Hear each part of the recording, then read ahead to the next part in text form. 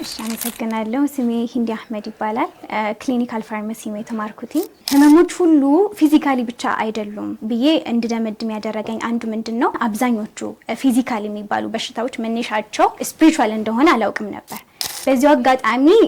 ኡስታዝ አብዱል ሐፊዝ በድሩን በጣም እጅግ አድርጌ ማመስገን ፈልጋለሁ አሊፋ ባህላዊ ህክምና ከመጡ በኋላ ታካሚዎቻችን ብዙ ለውጥን የሚያገኙ በዘመናዊ መንገድ መድኃኒቶቻቸው ተፈልጎላቸው መዳን ያልቻሉ እንዲሁም ደግሞ ዲያግኖሲስ በጣም ብዙ አይነት ዲያግኖሲስ ተደረገ ምንም ነገር የለባቸውም ተብሎ የሚመጡ አብዛኞቹ ህክምናዎች ከመንፈሳዊ መሆናቸው የምናቀበት አንዱ ሴቶች በጣም በትዳር የመጠቃት ወሊድ ላይ ችግር መኖር ወይም ደግሞ ልጅ